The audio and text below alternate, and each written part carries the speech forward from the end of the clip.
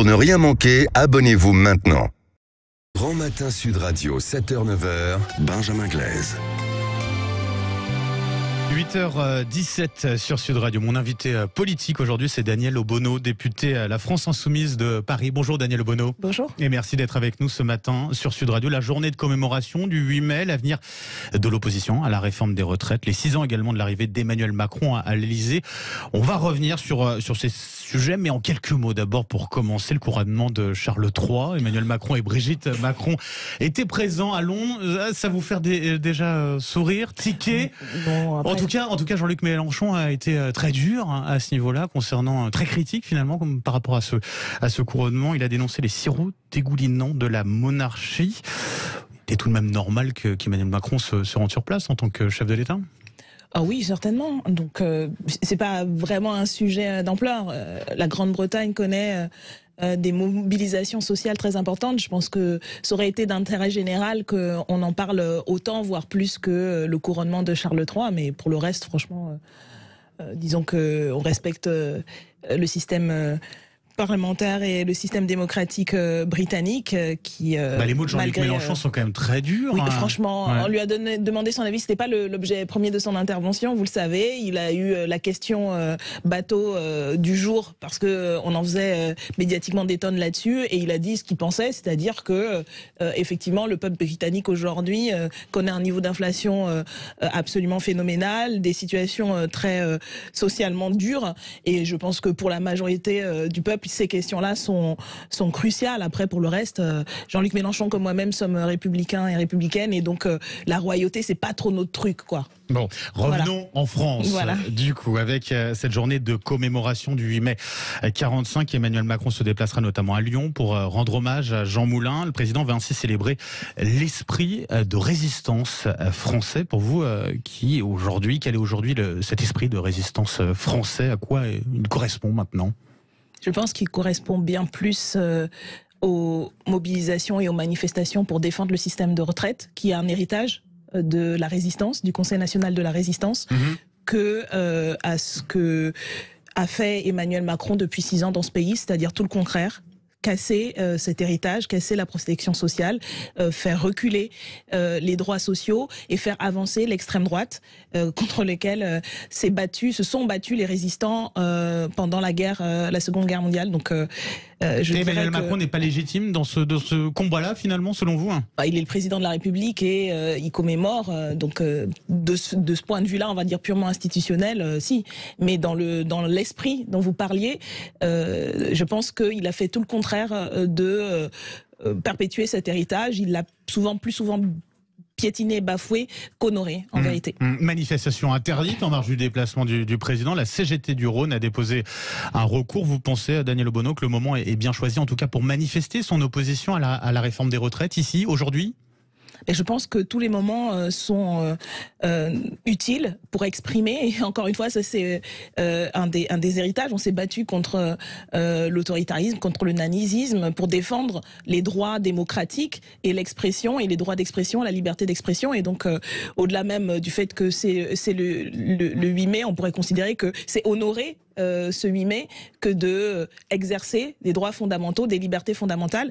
Et je pense que là aussi, la Macronie bafoue les principes et les droits et libertés pour lesquels se sont battus des générations et des générations de Français et de Françaises, en instrumentalisant la justice. Et comme on l'a vu sur toutes les mobilisations, et c'est pas juste le 8 mai, vous le savez, il y a eu des arrêtés préfectoraux pris contre des manifestations qui ont été cassés ensuite par la justice. A fait son travail, en l'occurrence, notamment à Lyon, le week-end dernier, qui a suspendu justement cette interdiction de manifester. Mais on voit bien que c'est une tactique pour empêcher et intimider et créer une confusion sur l'expression démocratique qui est celle de tous les Français et Françaises, qui est leur droit, qui a été gagné, y compris contre les pouvoirs autoritaires des l'occupant nazi, etc.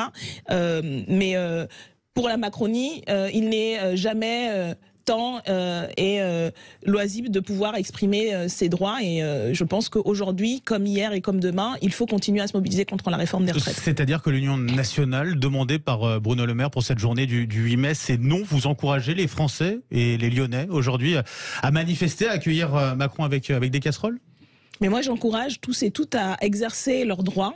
Et il n'y est pas dit nulle part dans la Constitution qu'il y aurait des jours où on ne peut pas exercer ses droits et ses libertés fondamentales. Ça n'existe pas. Ou alors on change de régime. Et je pense que avec la remise en cause de l'état de droit dont la Macronie est à chaque fois l'actrice, c'est sûr qu'on peut considérer que c'est le 8 mai et puis ce serait un autre jour, on trouverait une raison.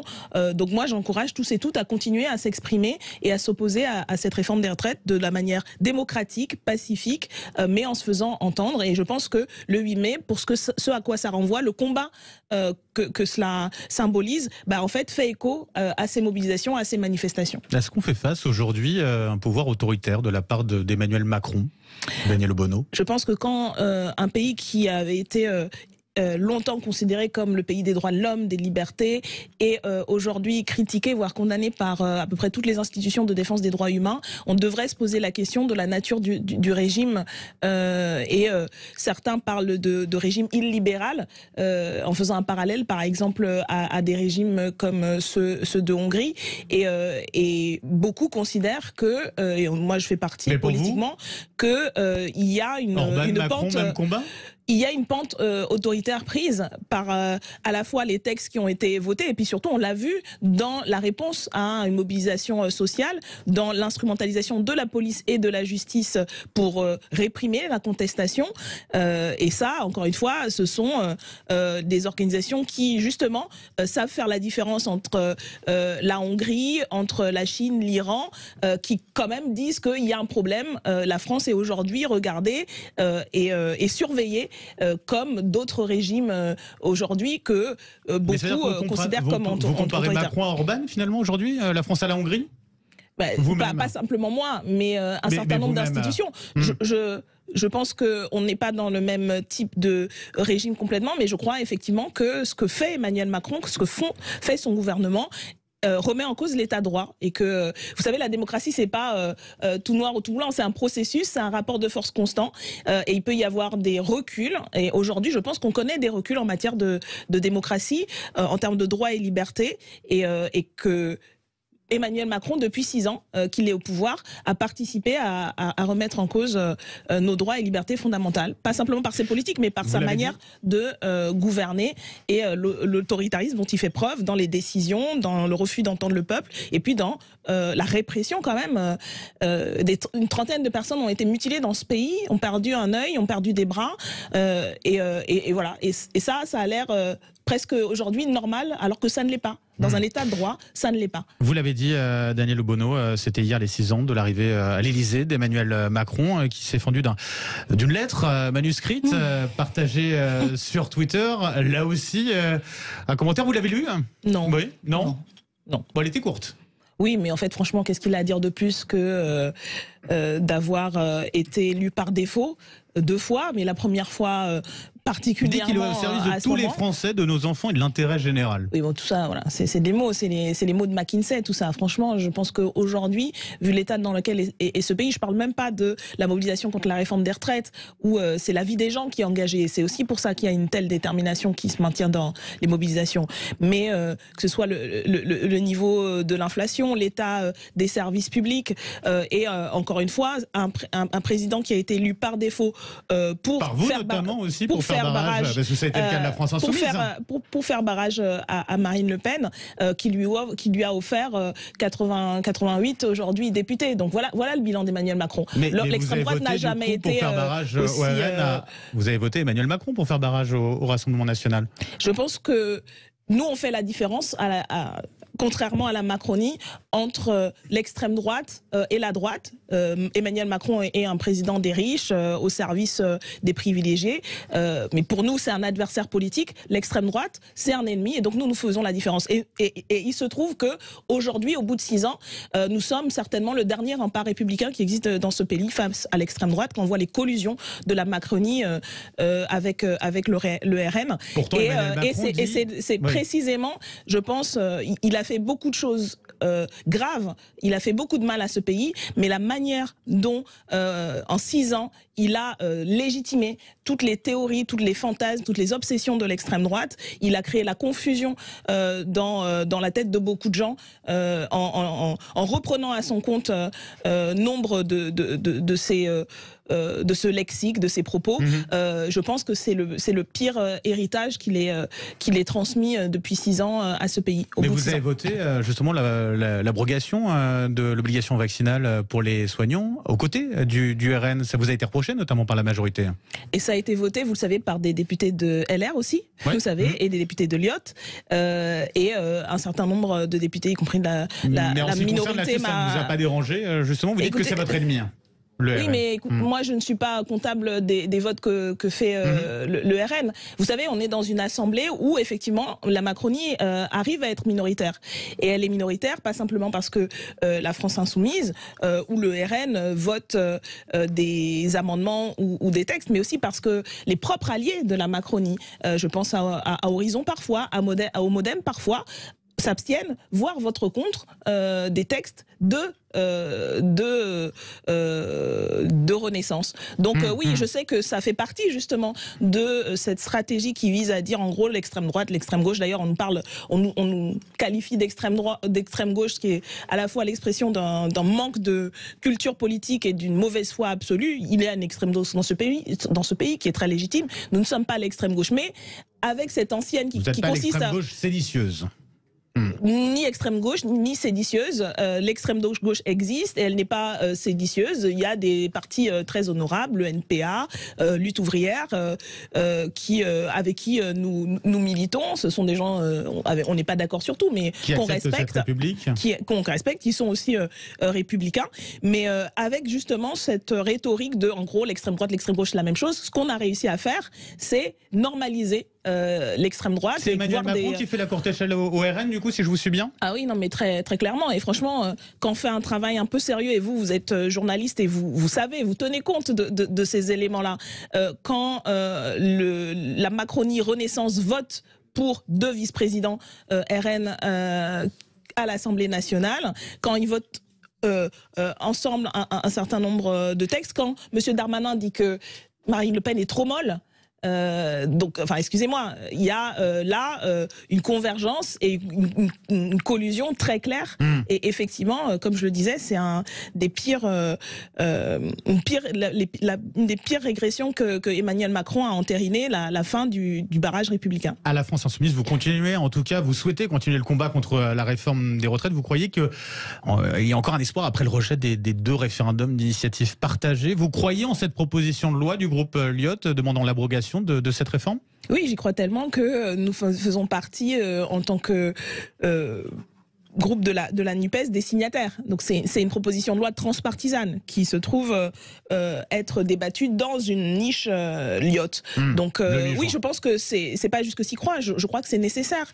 La question des 2 ans de plus de retraite qui serait imposée à des millions de Français et de Françaises, c'est pour ces personnes directement des fois une question de vie et de mort, parce que ce sont les plus précaires, les plus vulnérables, celles et ceux qui font déjà les travaux les plus durs, qui vont en pâtir le plus. Donc je pense que ça fait des mois que tout le monde en a conscience, tout le monde a tellement conscience que au bout de longues journées de mobilisation, malgré la répression, malgré la tentative de disqualifier le mouvement par la répression policière et judiciaire, il reste une très large majorité de Français et de Françaises qui sont contre cette réforme, et ces Français et Françaises ont raison de continuer à s'y opposer et de soutenir massivement la mobilisation. Et donc moi j'appelle à ce qu'on continue, et nous appelons à continuer la mobilisation sous toutes les formes, les casserolades, les actions symboliques, et puis surtout être nombreux et nombreuses le 6 juin à la manifestation appelée par l'intersyndicale. Est-ce que les syndicats ont raison de se rendre à Matignon les 16 et 17 mai prochains, selon vous? Ça, c'est le choix des directions syndicales. Elles ont leurs raisons et je pense qu'elles expliqueront pourquoi elles le font et sur quelle base elles le font. Je crois que ce qui est important de se rappeler, c'est que le mot d'ordre de cette intersyndicale reste l'opposition à la réforme, non aux 64 ans. Et je pense que c'est ce qui va être répété par l'ensemble des organisations syndicales. C'est ça le plus important. Et elles appellent encore une fois toutes au 6 juin, qui est une manifestation et qui doit être une manifestation massive pour exprimer l'opposition populaire à cette réforme. On a parlé de l'anniversaire de l'arrivée d'Emmanuel Macron à l'Elysée. Il y a aussi actuellement l'anniversaire des 1 an de la NUP qui tangue un petit peu. On est à 1 an des prochaines élections, les élections européennes. Vous pensez toujours qu'on aura une candidature commune du côté de la NUP? Je pense que c'est nécessaire. Après, vous savez, dès le début de la coalition, on nous a expliqué que ça n'allait pas durer une semaine. Et donc ça fait 1 an. Je crois qu'on l'a célébré de manière assez forte lors de la niche GDR, où nous avons réussi à obtenir, c'était un texte socialiste dans une niche communiste et avec des amendements insoumis qui ont été adoptés, ont fait qu'on a voté le blocage des prix. Sur la renationalisation d'EDF, on a voté le blocage des prix de l'électricité et c'était une belle victoire. Ça montre qu'on peut être majoritaire à l'Assemblée, qu'on est crédible dans ce qu'on propose et je crois que ça doit faire réfléchir tous et toutes parmi nos partenaires qui ont peut-être la tentation un peu de se refermer sur leur identité ou leur étiquette. Nous avons la responsabilité aujourd'hui de renforcer et d'élargir la NUPES. Nous le proposons depuis plusieurs mois. C'est ce que propose aussi Fabien Roussel, qui veut l'étendre à Bernard Cazeneuve. Non, ce n'est pas très sérieux. Que pensez-vous justement de Fabien Roussel? Est-ce qu'il dit qu'il veut rester dans la NUP? Est-ce que pour vous, il faut le conserver dans cette alliance? Écoutez, le Parti communiste fait partie de la nouvelle Union populaire écologique et sociale et je pense que le Parti communiste y a toute sa place, mais la question c'est est-ce qu'on élargit, est-ce qu'on développe des agoras comme c'est proposé par la France Insoumise, est-ce qu'on développe des assemblées populaires, et oui, est-ce qu'on discute des prochaines échéances électorales? Ça n'aurait aucun sens de prétendre vouloir faire l'unité en 2027, c'est ce que disent ELV, que dit Marine Tondelier par exemple, en étant divisé sur les autres échéances. Et le plus important pour moi, c'est qu'est-ce qu'on dit aux gens en fait. Il faut d'abord respecter le mandat sur lequel nous avons été élus, où nous faisons aujourd'hui la principale opposition à Emmanuel Macron et la principale alternative. Nous avons été élus sur un programme de gouvernement. Fabien Roussel a toute sa place encore aujourd'hui au sein de la NUP. Le Parti communiste a toute sa place et je pense qu'il doit être à la hauteur de cette responsabilité. Moi, je ne pense pas en termes d'individu. Donc le Parti communiste n'est pas Fabien Roussel. Fabien Roussel est le secrétaire général du Parti communiste, mais c'est pas mon propos d'être pour ou contre. Il ne m'intéresse pas en tant que personne. En tant que responsable politique du Parti communiste, je le dis et le redis, il y a une coalition aujourd'hui qui a fait 151 députés, qui est la principale opposition, et c'est celle-là, et il n'y a pas pour moi de dépassement, il y a un renforcement, donc je pense que le Parti communiste doit participer à cela, et que c'est dommage qu'il bloque aujourd'hui sur son renforcement et son élargissement. Le peuple et la majorité des Français et Françaises qui nous ont élus d'abord demandent que cette unité se continue, et je crois que nous serions en dessous de tout si nous ne le faisions pas, face notamment à Emmanuel Macron, mais également à l'extrême droite. Daniel Obono, député LFI de Paris, un grand merci d'avoir été avec nous ce matin sur Sud Radio et très bonne journée à vous. 8h34 sur Sud Radio, restez bien avec nous. Dans un instant, les débats sur Sud Radio.